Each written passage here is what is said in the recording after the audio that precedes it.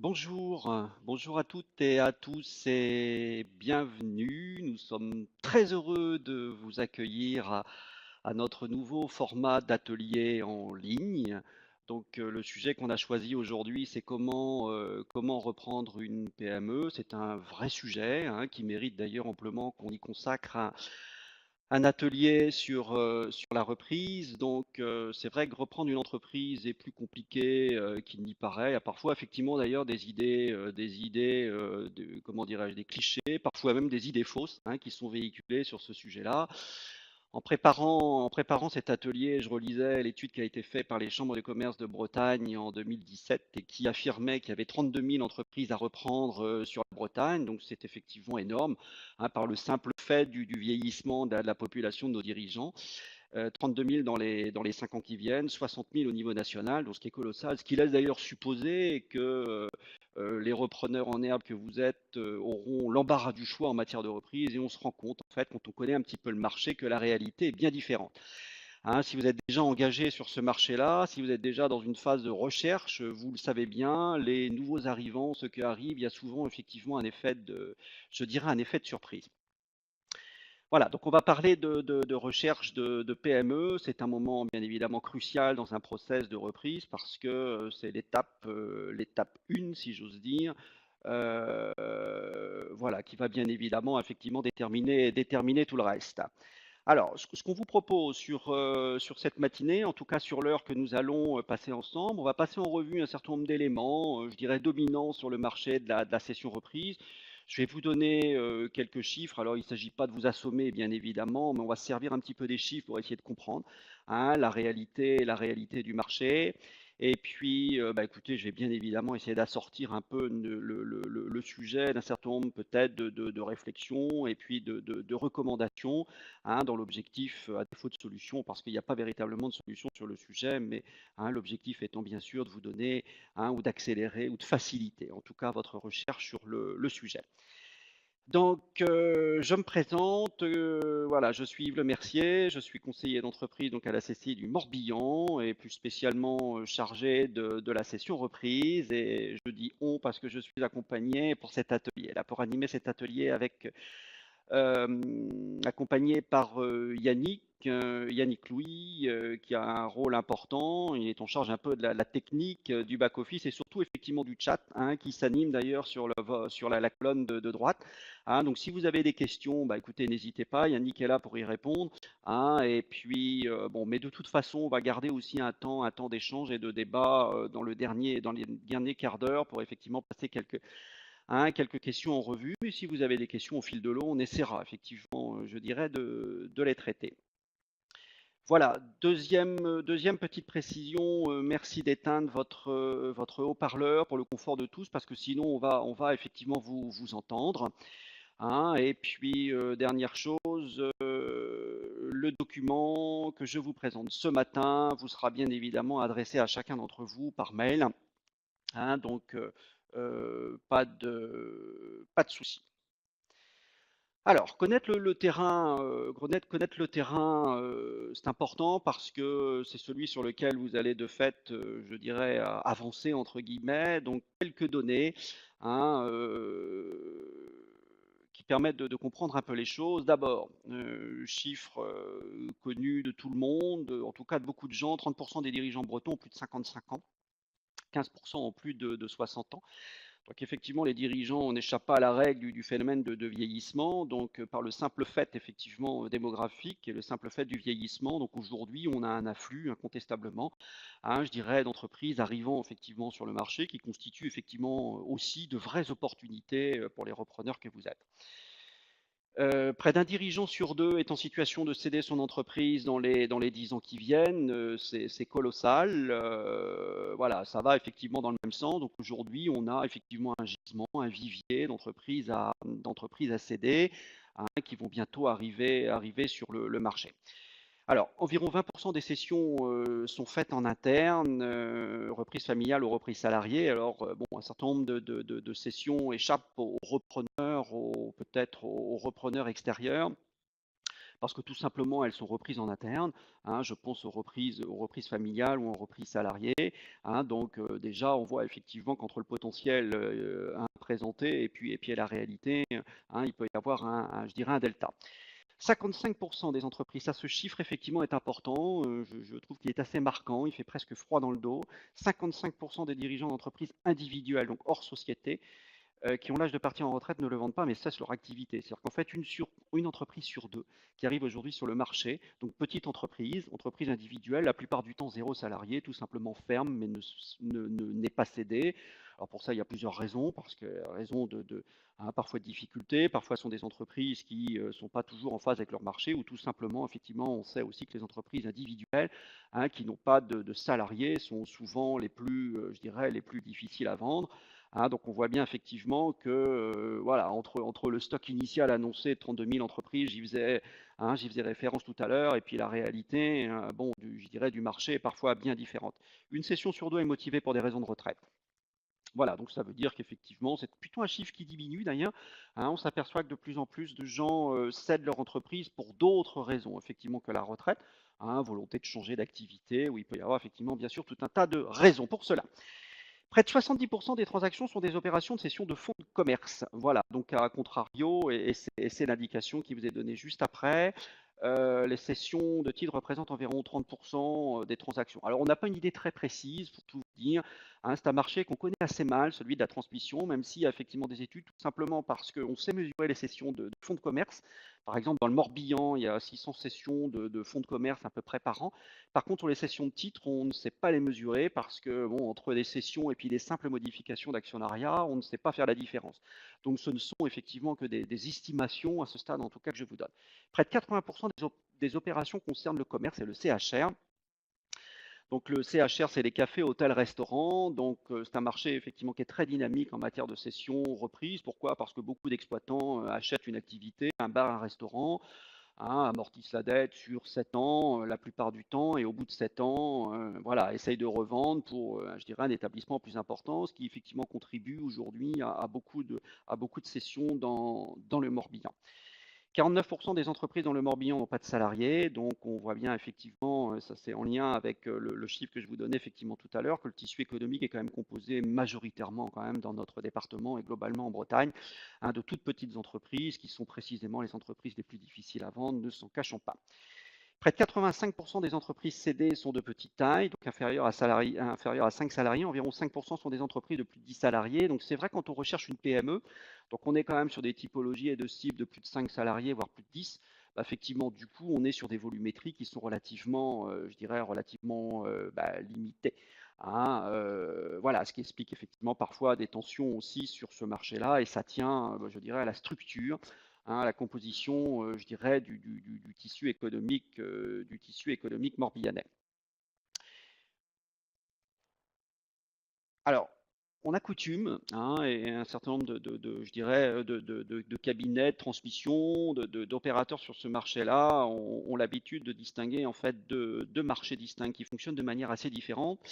Hein, il y a celui effectivement du commerce et celui des PME. Alors en matière de commerce, bon, alors c'est pas tout à fait notre sujet du jour, mais c'est aussi pour effectivement remettre un petit peu, hein, les choses à leur place. Donc on a effectivement aujourd'hui un marché qui est déséquilibré incontestablement, où on a une offre importante, donc il y a beaucoup d'entreprises à vendre, et une offre qui est supérieure à la demande. Donc on a beaucoup d'entreprises à reprendre, et on a assez peu de demandeurs. Voilà, hein, ce qui effectivement crée incontestablement des tensions, plutôt d'ailleurs en faveur effectivement des demandeurs, hein, avec plutôt des prix aujourd'hui, je dirais, qui sont plutôt tirés vers le bas, parce que, je dirais, un repreneur d'entreprise en matière de commerce, d'un café, hôtel, restaurant ou d'un commerce au sens large, a aujourd'hui presque l'embarras du choix. Voilà, hein, en matière de reprise. C'est un marché qui est assez apparent, hein. On verra qu'il se distingue pour cela effectivement du marché de la PME, c'est-à-dire que beaucoup de commerçants n'hésitent pas à faire savoir que l'entreprise est à vendre. Parfois l'affiche, je suis parfois surpris même de voir, hein, des affiches même sur la vitrine en disant commerce à vendre ou bail à céder. On les retrouve aussi sur le bon coin, hein, c'est-à-dire qu'en général un commerçant fait un peu feu de tout bois, si j'ose dire, pour essayer de céder son activité et puis de trouver un repreneur. Voilà, donc un marché apparent et enfin, souvent une source identifiée et nombreuse parce que, bon, hein, là aussi, vous trouverez, quelle que soit la source que vous consultez, sur notamment Le Bon Coin ou d'autres sites internet, vous verrez qu'effectivement, hein, il y a une offre assez importante qui vous sera proposée. Alors, tout ce que je vous ai dit sur le commerce n'est pas vrai malheureusement en matière de PME. Je suis tenté de dire que c'est presque l'inverse. On est aussi dans un marché déséquilibré, mais là, on a effectivement une demande qui est supérieure à l'offre. Donc, on a effectivement une offre qui est assez limitée, somme toute, et on a une demande qui est assez importante. C'est-à-dire qu'il y a aujourd'hui beaucoup de repreneurs, hein, aujourd'hui positionnés sur le marché de la PME avec des profils, hein, on en parlera bien évidemment, des profils dominants. Hein. Nous-mêmes, on est très sollicités effectivement sur le sujet et on s'aperçoit qu'en fait, voilà, l'offre est assez limitée. Donc là aussi, on a un marché en tension, hein, mais avec un phénomène inverse où là, la demande est supérieure à l'offre. C'est vrai que sur les 32 000 entreprises dont je vous parlais effectivement tout à l'heure qui arrivent sur le marché, si on enlève toutes celles qui sont reprises via de la croissance externe par une autre entreprise ou hein, sous forme de reprise interne, si on enlève toutes celles qui ne sont pas à vendre parce que le cédant souhaite prolonger son activité, toutes celles qui ne sont pas vendables parce qu'on a un prix, hein, et vous avez été sans doute confronté au sujet, un prix complètement, hein, complètement déconnant, éventuellement une entreprise qui n'a pas de bons, je dirais, de bons fondamentaux, qui a un petit peu perdu de son marché, de sa clientèle. Bon, bah, effectivement, on se retrouve en fait avec un volume d'entreprise, vous le verrez, hein, vous serez confronté au sujet, hein, assez, somme toute, assez limité. Alors, on parle de marché caché en matière de PME, on parlait tout à l'heure de marché apparent en matière de commerce. Donc c'est un marché caché, un marché souterrain, alors pour une raison bien précise, et il faut effectivement le comprendre, c'est que les cédants font tout effectivement pour avancer masqués, hein, si j'ose dire, sur le marché de la cession reprise. En général, bon, ils n'aiment pas se dévoiler pour des raisons effectivement bien évidemment compréhensibles, hein, parce qu'en général, quand il y a du personnel, il faut aussi ménager le personnel, hein, donc ce qui peut entraîner des déséquilibres au sein même de la structure. Donc, un cédant, quoi qu'il arrive, en matière de PME, fera tout, hein, pour effectivement cacher au maximum, hein, que l'entreprise est à vendre. Voilà, ça c'est une constante. Je peux vous dire que pour rencontrer un certain nombre de cédants, hein, c'est des choses auxquelles on est confronté tous les jours. Parfois même, ça relève, hein, il m'est arrivé de rencontrer parfois des cédants, ça relève presque de la pathologie parfois, hein, ce qui est assez curieux. Et c'est aussi un marché qui est fortement intermédié, contrairement à ce qu'on disait effectivement tout à l'heure. C'est-à-dire qu'il y a peu de négociations en matière de PME qui se font, si j'ose dire, de chapeau à chapeau entre un repreneur et un cédant. Hein, c'est pas facile effectivement d'accéder directement au dossier ou d'accéder directement, de rencontrer directement des cédants. Hein, souvent effectivement le marché voilà, est fortement intermédié parce que vous aurez affaire à un moment donné dans votre cursus, dans votre parcours de repreneur, forcément à ce qu'on appelle des cabinets de transmission, hein, voilà, qui sont aujourd'hui importants, presque omniprésents en Bretagne et effectivement je dirais, dans le Morbihan. Voilà, et que en général, un cédant va chercher à utiliser un peu un paravent, on va dire un intermédiaire. Voilà, ça peut être effectivement la chambre, mais principalement, il faut le reconnaître, des cabinets, je dirais des cabinets sur le sujet, et les cabinets ne manquent pas.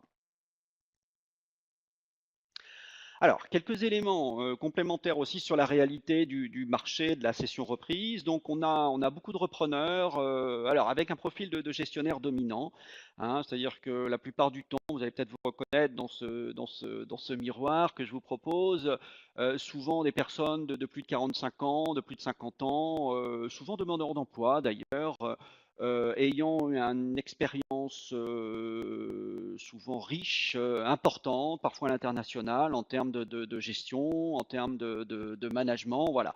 Mais pas à proprement parler, effectivement, non pas à proprement parler de profil technique affirmé. Hein, on est plus, en fait, on parle à ce moment-là de profil de gestionnaire, plus que de profil de technicien.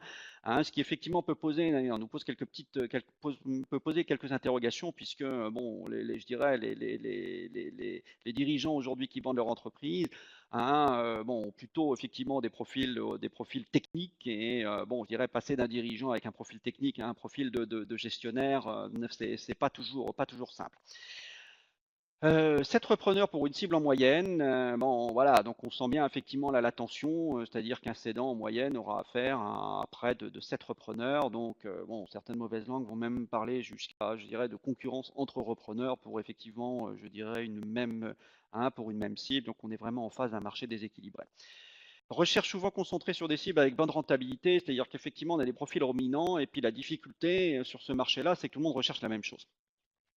Hein, tout le monde avec des profils, des cibles, bon, avec des potentialités de marché, avec des possibilités effectivement de développement, avec parfois un bureau d'études, et puis aussi une bonne rentabilité, bien évidemment, parce que qui dit bonne rentabilité, hein, dit aussi la capacité à pouvoir rembourser la dette, donc à minimiser bien évidemment effectivement le risque. Voilà, mais bon, du coup, comme effectivement beaucoup de repreneurs, tout le monde cherche la même chose, qui crée effectivement aussi de vraies tensions sur ce marché-là. Un intérêt grandissant, on l'observe, moi, depuis quelques années, je voulais le partager avec vous, un intérêt grandissant pour les entreprises à fort potentiel. Donc, bon, voilà, on le disait tout à l'heure, lié aussi, si possible, à l'environnement, l'énergie renouvelable, hein, et un peu moins d'intérêt aujourd'hui sur des secteurs dits traditionnels qui, pourtant, hein, constituent quand même l'essentiel hein, de la structure économique, en tout cas des entreprises morbihanaises. Je pense aux entreprises de bâtiments et autres hein, voilà, qui sont sur des métiers plus, je dirais, plus traditionnels,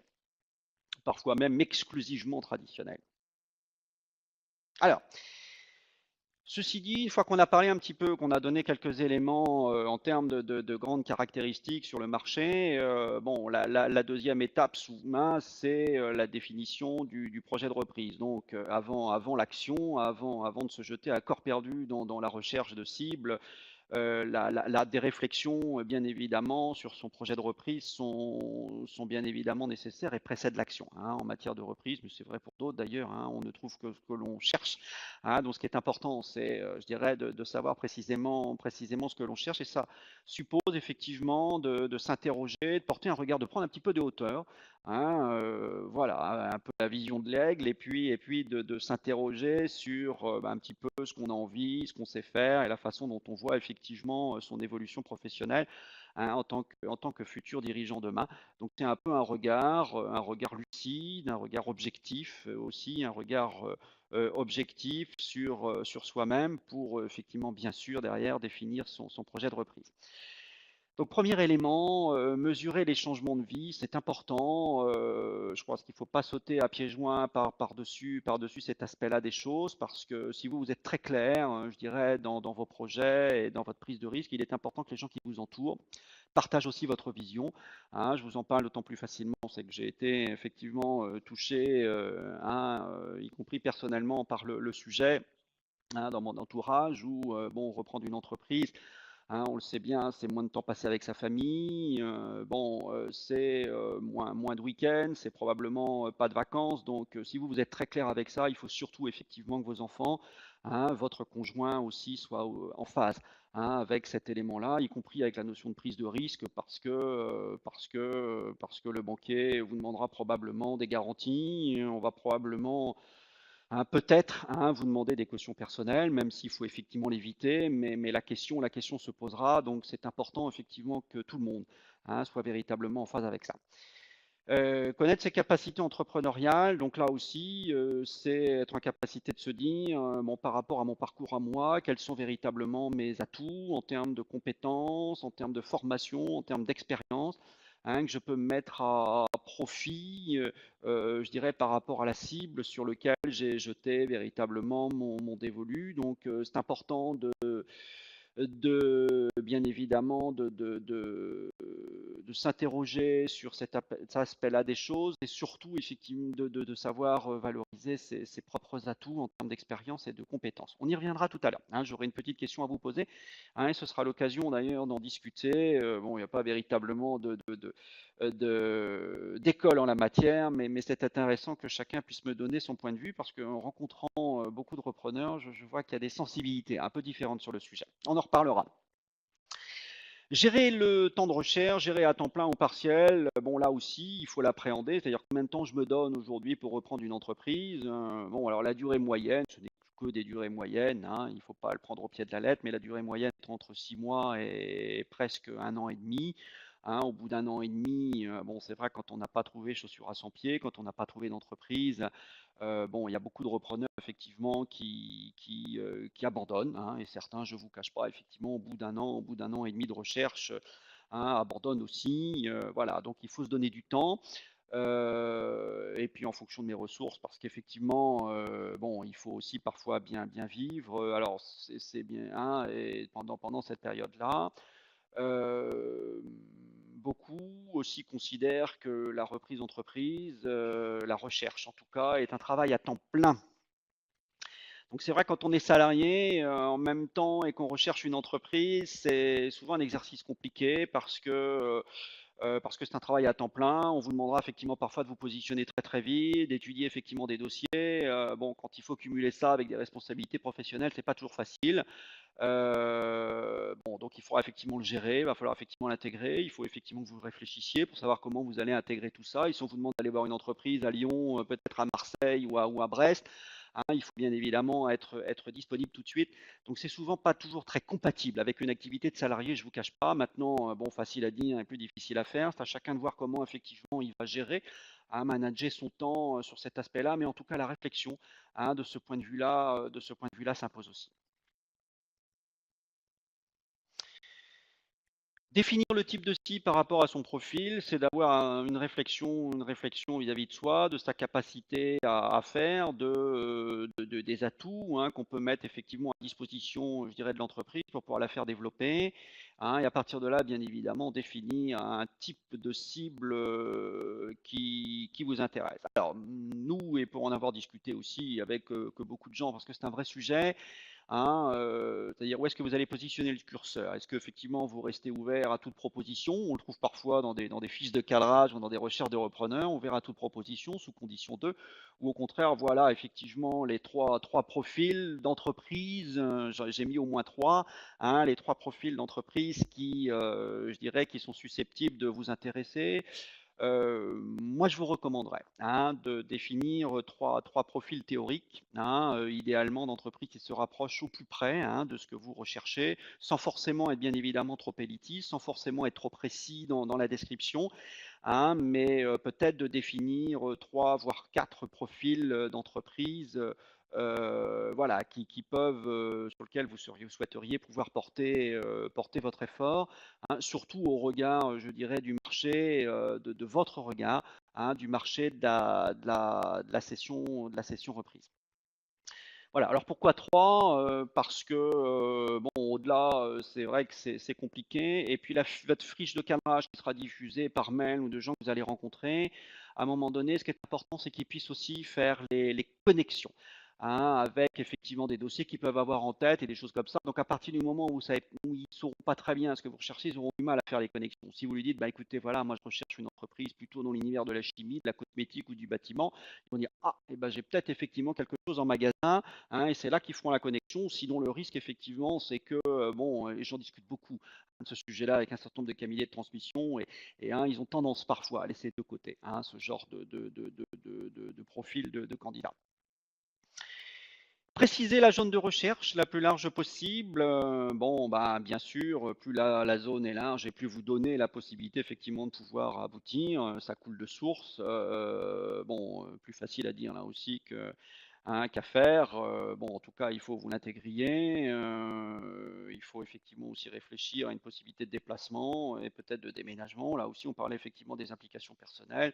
Je pense que ça fait vraiment partie des choses, hein, sur lesquelles, bon, il faut que vous ayez bien évidemment une réflexion et avec les gens qui vous entourent et en vous disant, plus vous êtes sur un spectre large en matière de territoire et plus vous donnez effectivement la possibilité d'aboutir, hein, et l'inverse est vrai aussi, c'est-à-dire que plus le territoire est petit, si vous cherchez effectivement sur le territoire l'agglomération de Vannes par exemple, hein, bon, c'est toujours bien évidemment plus compliqué.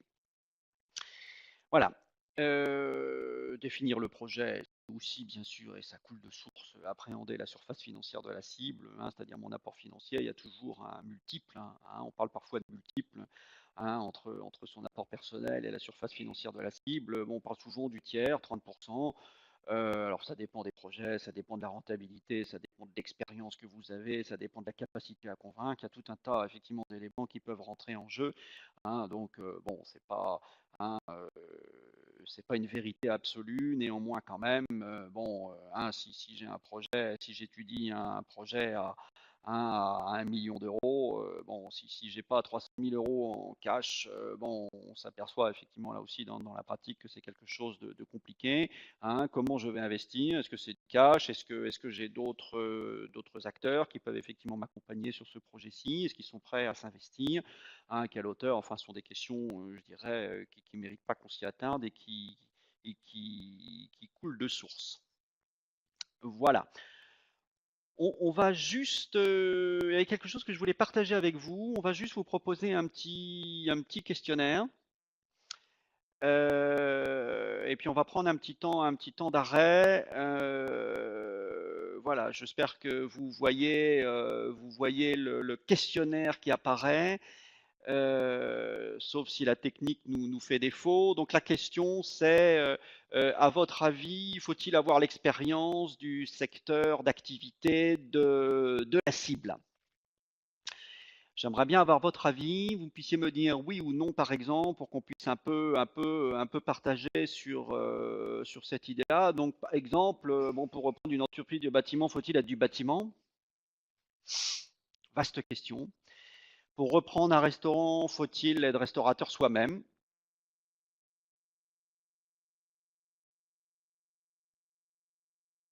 Question pas facile. Il n'y a pas véritablement de réponse, moi je pense, hein, il n'y a pas véritablement de réponse toute faite sur ce sujet-là. L'expérience n'est pas une exigence a priori, par contre, elle est bien évidemment plutôt le bienvenu. Plus on a de l'expérience dans le métier, et plus effectivement on saura porter un regard professionnel sur la cible, hein, c'est évident. Plus on a l'expérience et plus on saura aussi convaincre, bah, écoutez, le banquier, hein, si on a affaire à un partenaire bancaire, bon, il faut reconnaître effectivement souvent aujourd'hui les banquiers, hein, aiment bien quand la personne ait l'expérience et aussi l'expérience du métier. Voilà, hein. Et puis, plus on a l'expérience et plus effectivement la transition sera bien évidemment facile à faire, hein, vis-à-vis du personnel, vis-à-vis des collaborateurs, vis-à-vis des fournisseurs et vis-à-vis des autres partenaires de l'entreprise. Voilà, hein. Donc l'expérience est en général la bienvenue. Alors on trouve de belles reconversions quand même, hein, il faut le dire aussi, c'est pas une exigence absolue, hein. On trouve de belles reconversions, c'est-à-dire qu'on peut, sans avoir l'expérience, bah, reprendre une entreprise, pas de souci. Alors, avec un petit bémol quand même, en tout cas c'est mon point de vue. Écoutez, je vous le livre, hein, vous pouvez aussi avoir votre propre point de vue par rapport à ça, bien sûr, hein. C'est que ce qui est vrai pour des petites entreprises n'est pas forcément pour des gros. C'est-à-dire, en fait, si je reprends une entreprise du bâtiment de 5 ou de 7 personnes, bon, il vaut mieux que je sois du métier parce que, bon, en général, le dirigeant, c'est lui qui fait tout, il fait les devis, c'est lui qui négocie, c'est lui qui fait les réunions de chantier, hein. Donc, s'il n'est pas familiarisé avec le métier, bon, c'est clair que c'est bien évidemment difficile, hein. Bon, surtout que ce sont des entreprises qui ne sont pas organisées et tout est centralisé, hein, la plupart du temps. Il faut bien le reconnaître sur le dirigeant, hein. Donc, c'est là où effectivement la reprise est parfois plus difficile. Sur des entreprises d'une certaine taille, c'est pas le cas parce que, bon, notamment si je reprends une entreprise dans le domaine de, je sais pas, peu importe la maçonnerie, hein, qui fait plus de 10 personnes, il peut y avoir des équipes à l'intérieur, l'entreprise peut être un petit peu staffée, je peux m'appuyer effectivement sur les compétences en interne, hein, notamment si j'ai un deviseur, si j'ai effectivement un bureau d'études, etc., hein. Donc voilà, la connaissance, hein, le savoir-faire sera effectivement réparti un petit peu dans les équipes, hein. Donc effectivement, ce sera de fait plus facile, donc moins d'exigences peut-être en termes d'expérience à proprement parler. Voilà, un petit peu ce que je souhaitais partager avec vous sur le sujet. Je continue de dérouler.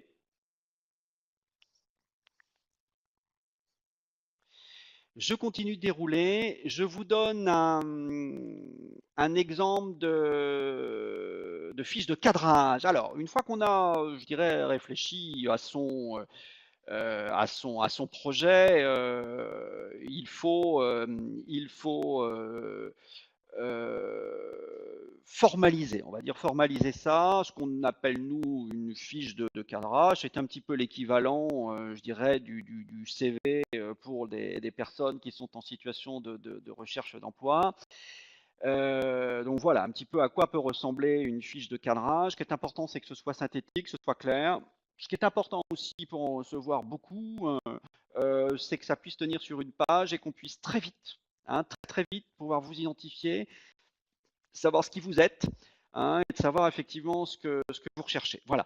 Donc en général, bah, écoutez, on y trouve bien évidemment des éléments personnels par rapport à sa capacité à faire, hein, sur la colonne de gauche. On y trouve des éléments relatifs au profil de l'entreprise. Bon, voilà, avec les deux, trois profils qu'on recherche, plus effectivement quelques informations éventuellement souhaitées, hein, sans mettre le curseur, hein, trop haut pour voilà, être trop spécifique ou trop élitiste, en tout cas, dans sa recherche. Et puis, quelques éléments complémentaires. Moi, je recommande, hein, mais je sais qu'il y a plusieurs écoles aussi sur le sujet, mais moi, je recommande d'indiquer tout de suite son apport personnel, hein, et voilà, sa capacité à mobiliser du cash, voilà, pour être aussi en phase avec les propositions, je dirais les propositions qui vous seront faites sur le sujet.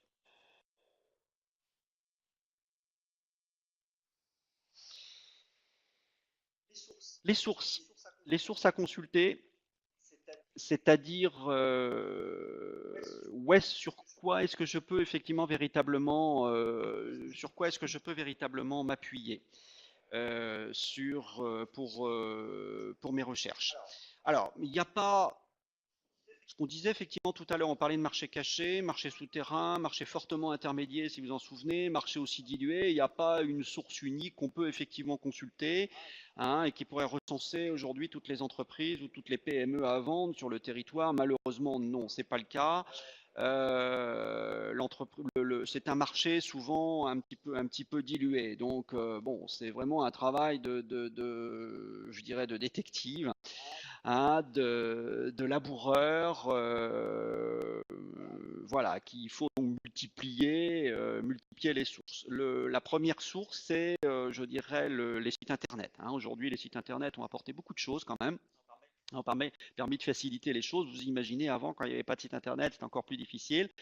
Donc, ils existent, hein, vous les connaissez, il faut les utiliser. Ils sont perfectibles parce qu'il n'y a pas tout, hein, bien sûr, hein, voilà, une fois qu'effectivement, je dirais, le cédant a choisi de mettre son entreprise à vendre sur Internet, il est passé effectivement, il s'est appuyé sur différentes sources, hein, mais il faut les consulter, hein. Elles sont importantes, elles sont fortement présentes. Je suis bien passé pour vous le dire, puisqu'en l'occurrence, nous avons un site Internet qui s'appelle reprendre-bretagne.fr. Voilà, je vous conseille effectivement d'aller consulter notre site internet. Vous avez donc la possibilité de rentrer directement en contact avec soit des cédants, soit des dépositaires, c'est-à-dire qu'en fait, on a nous des contacts et des accords avec des cabinets intermédiaires qui déposent aussi des offres sur Reprendre en Bretagne. Donc, on vous demandera d'ailleurs systématiquement de déposer votre profil sur Reprendre en Bretagne, hein, quitte à autoriser la diffusion du profil. Pourquoi? Parce que votre profil sera reçu par différents cabinets de transmission, et au-delà de ce qui est présenté sur Reprendre en Bretagne, ils peuvent aussi vous faire directement des propositions par rapport à ce qu'ils ont en magasin. Il y a d'autres sites comme sessionpme.com, hein, qui est un site national assez connu. Alors la liste n'est pas exhaustive. Il y a un bnoa.net qui est le site des chambres des métiers. Il y a le CRA, qui est le club des repreneurs d'affaires.fr, qui est une association, je dirais, assez dynamique aussi sur ce marché-ci. Hein, on en reparlera aussi tout à l'heure. Sur le marché de la transmission, ce sont d'anciens dirigeants bénévoles qui mettent leur temps à disposition pour là aussi faire du rapprochement, hein, cédant-repreneur. Et fusac.com. Voilà, bon, les sites internet, bien sûr.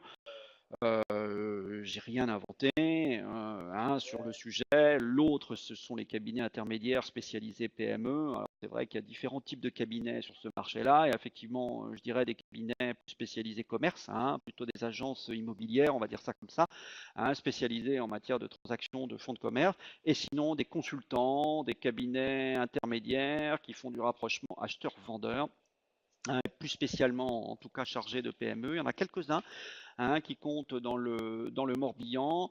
Alors, vous avez la liste. Vous avez la liste sur le site internet Reprendre en Bretagne, avec qui nous travaillons et nous travaillons effectivement pratiquement avec tout le monde sur le sujet. Donc, il suffit d'aller dans l'annuaire des cabinets de transmission dans la rubrique PME. Le CRA, le Club des repreneurs d'affaires, on en parlait tout à l'heure. Ils sont assez actifs dans le Morbihan. Voilà, nous on a des accords avec eux, ils organisent des permanences chez nous, on a des relations vraiment très rapprochées avec eux, ils sont très actifs aujourd'hui. Je vous ai mis effectivement une adresse mail. Ils animent notamment un club de repreneurs assez actif, de près de 50 repreneurs. Donc n'hésitez pas à leur envoyer des mails. Ils organisent aussi des réunions régulièrement.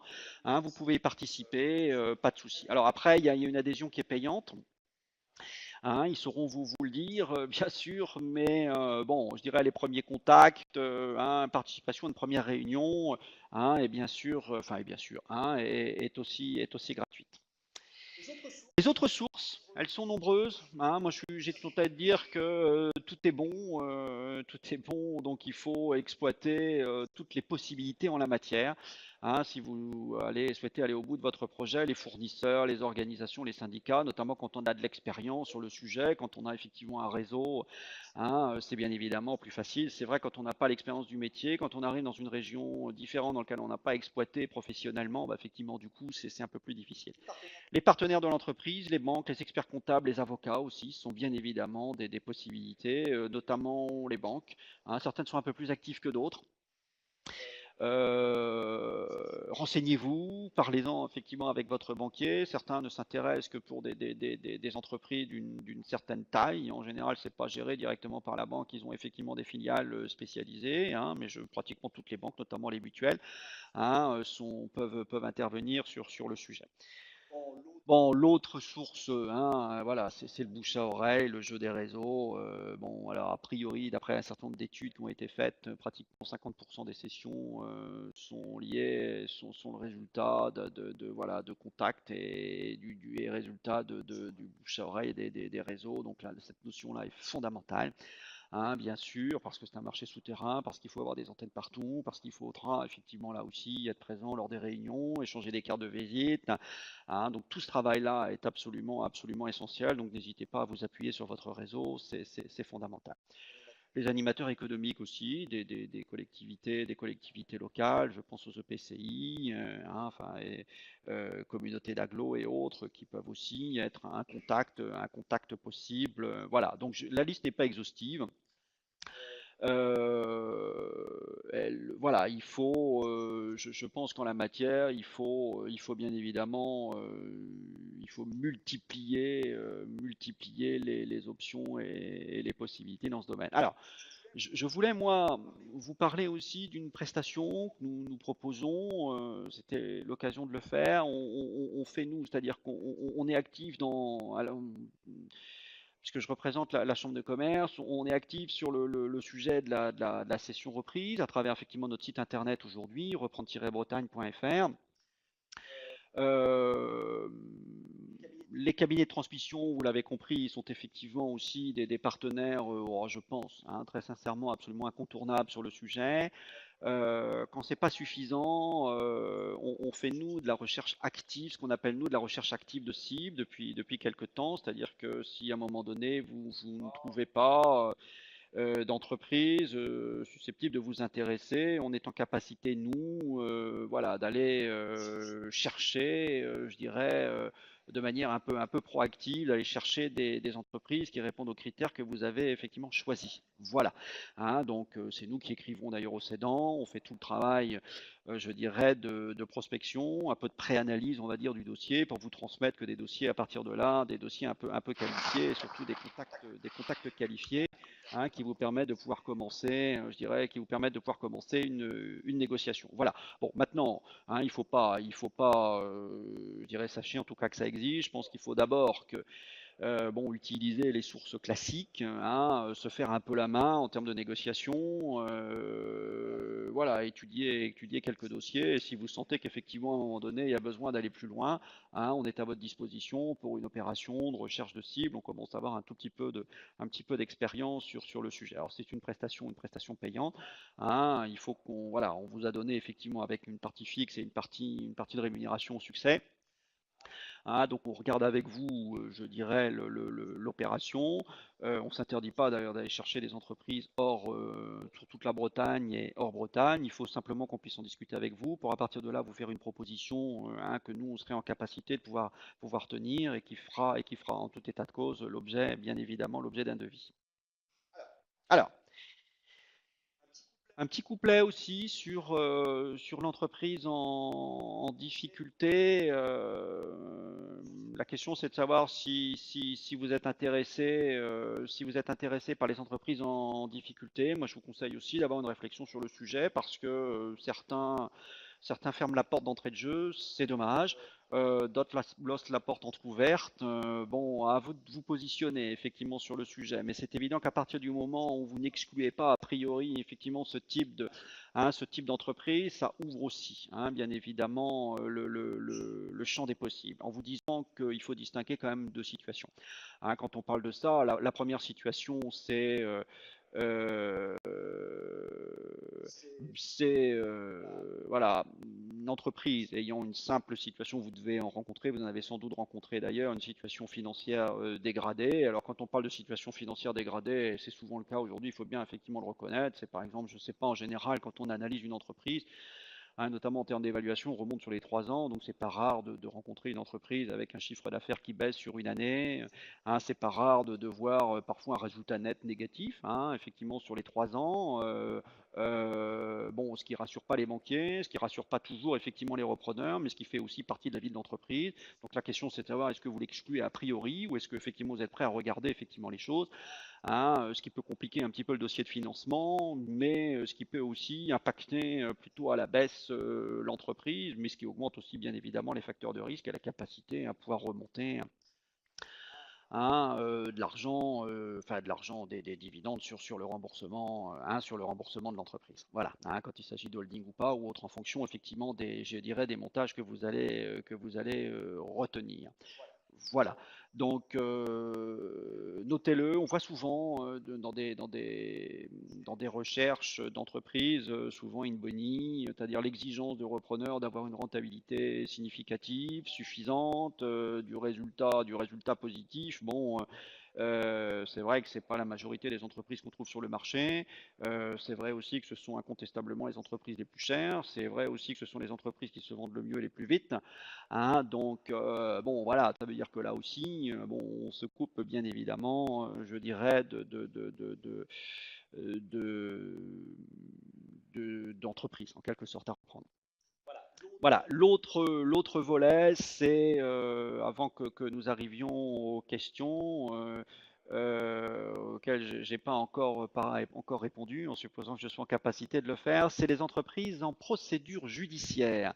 Hein, notamment, bon, malheureusement, ça fait aussi partie de la vie de l'entreprise, hein, voilà, euh, où, euh, euh, où ça se passe via le tribunal de commerce, hein, via des administrateurs judiciaires, ou avec des possibilités effectivement de rachat, je dirais, de rachat d'actifs.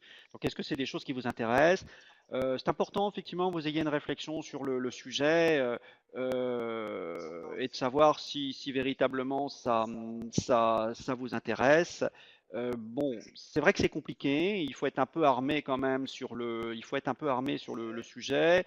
Il faut là par contre avoir l'expérience, à mon avis. Autant je disais tout à l'heure que l'expérience n'était pas chose nécessaire en matière de reprise. Bon, quand il s'agit d'entreprises en difficulté, où on a effectivement quelques semaines pour redresser la barre, bon, il vaut mieux connaître, avoir l'expérience et puis être entouré aussi de conseils expérimentés parce que ça reste un exercice difficile, entouré effectivement d'un cadre réglementaire et d'un cadre légal spécifique. Hein, donc il faut surtout que vous vous entouriez sur le sujet. Voilà. Alors, je vous ai mis effectivement aussi un site que je vous conseille de consulter, sur lequel figurent aussi les entreprises en difficulté à reprendre, allez voir, posez-vous la question, mais ça reste effectivement incontestablement un exercice un peu difficile. En tout cas, quand il s'agit effectivement d'opérations de reprise, de reprise d'actifs, notamment quand l'entreprise est dans le cadre de plans de cession, qui sont administrés par l'administrateur.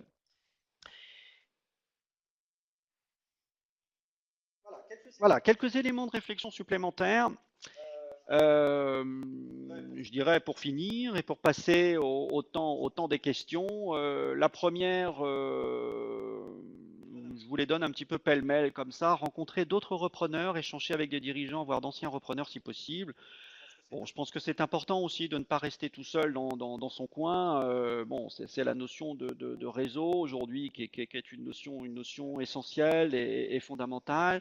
Donc, écoutez, n'hésitez pas à vous rapprocher de structures, de clubs dans lesquels vous pourriez effectivement vous retrouver. Notamment, je parlais tout à l'heure de clubs de repreneurs animés par le CRA.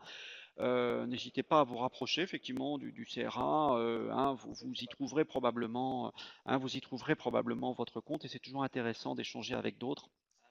Surtout quand on partage des objectifs et des objectifs communs. Voilà. Réfléchissez à un projet entrepreneurial et recherchez une cible plutôt que l'inverse. Alors, on, on a effectivement parfois des repreneurs qui recherchent une cible coûte que coûte, qui répond à tel type de critères. Bon, et là, c'est effectivement parfois difficile à trouver. Moi, j'ai tendance à considérer, enfin, c'est juste une réflexion, c'est à vous de voir comment vous souhaitez, je dirais, piloter votre projet de reprise.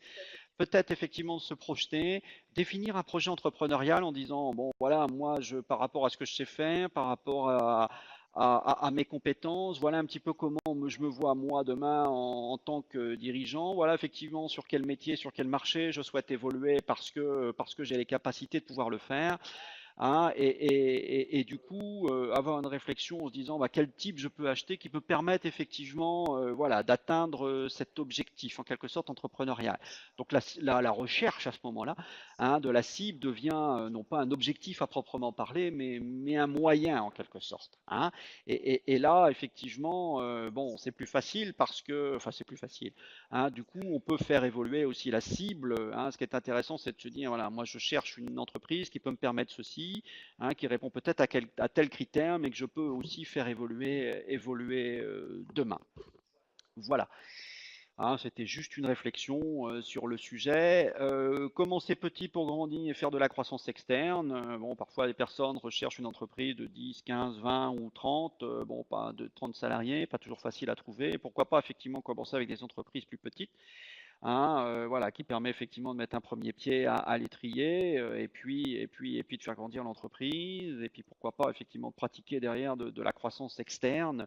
Voilà, la croissance externe étant une entreprise qui rachète une autre entreprise, mais j'en discutais avec un dirigeant il y a quelques temps, et c'est l'option qu'il avait choisie. J'ai trouvé ça plutôt intéressant, et aujourd'hui il a racheté, bon, ça fait maintenant un peu plus de 10 ans. Bon, il a racheté trois entreprises, notamment sur les 5 dernières années. Voilà. Et enfin, étudier plusieurs cibles. Oui, bah, bien sûr. Bon, en supposant que vous ayez effectivement que plusieurs cibles vous soient proposées. Bon, je suis parfois aussi moi très surpris du nombre de cibles étudiées par certains repreneurs. Je connais certains repreneurs qui ont étudié 20, 30, 40, 50 cibles avant de pouvoir porter effectivement leur choix. C'est vrai que ça peut donner le vertige à certains. Bon, pour ça qu'il ne faut rien exclure a priori. Il faut effectivement étudier les projets avec méthode, très vite écarter ceux, bien évidemment, qui ne correspondent pas, savoir approfondir et savoir avoir, voilà, approfondir très vite les dossiers qui vous intéressent et surtout se positionner très vite. Donc prendre des décisions rapides. Voilà. Mais bien évidemment, idéalement, quand on peut, c'est d'étudier plusieurs cibles. Voilà, j'en ai terminé.